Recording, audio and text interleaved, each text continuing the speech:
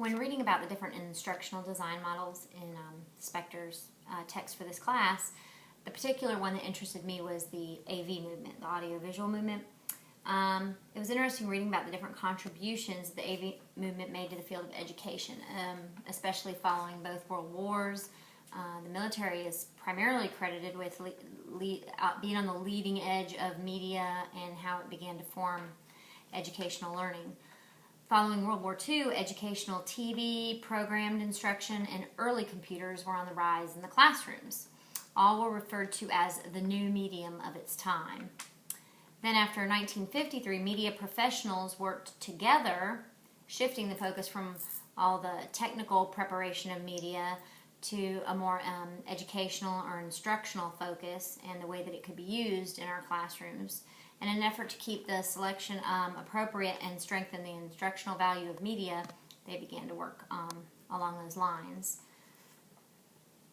I particularly found this instructional design model, audiovisual, interesting because I think so much of that foundational avenues of audiovisual instruction led to the audiovisual options we as teachers have in the classroom today. I find it fascinating that I have a son in high school and a son in junior high that are given PowerPoint presentations as projects in their various classes, and they save them here at home to a thumb drive, and they're able to go into school and plug that in and show their PowerPoint presentation on a smart board to their fellow students. I go back to my junior high years, and most of the time our papers weren't even required to be typed because not everybody had an avenue or means at home by which to type a paper. So I believe that a lot of those foundations that were laid early in the 50s and 60s in the audiovisual movement have led to the audiovisual means that teachers can use today in their classrooms. After reading about all the different instructional design models in Chapter 48, I would have to say that yes, the audiovisual model I've experienced, from the student perspective, being a student, when a lot of that started to increase on the scene with the word processors when I was in high school and the very early computers that I took a computer course in my undergrad, college program. But then also as a teacher, I've been able to make so much use of today's audiovisual methods that teachers can use in the classroom.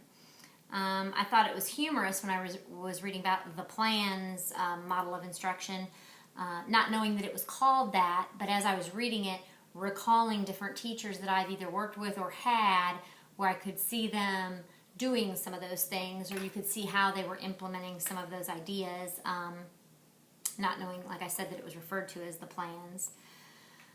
As far as the game-based education that we read about in Chapter 38, or game-based learning, I should say, I kind of take issue with the term to begin with. I believe that a game can be part of the learning process. It can accentuate the learning process. It can enhance the learning process. It can even help a teacher, accomplish or work towards a goal of a unit or a particular lesson plan. However, I believe that the whole of learning cannot be based on gameplay. Just as we would not support a particular learning system maybe called test-based learning or quiz-based learning, where tests and quizzes have their place, games also have their place, but I don't know that any one of these, a test, a quiz, or even a game, should be the basis or the foundation of learning. So I think games have their place, but I don't really think that game-based learning is something that we want to go for, be it video games, computer games, whatever it is. I think even as a teacher, I recommended different games to help a kid learn multiplication tables, a multiplication game on the computer, or reading exercises on a computer. But I don't think that game-based learning is really a term that we want to make use of a lot, or a particular learning process that we really want to go for as teachers. Thank you.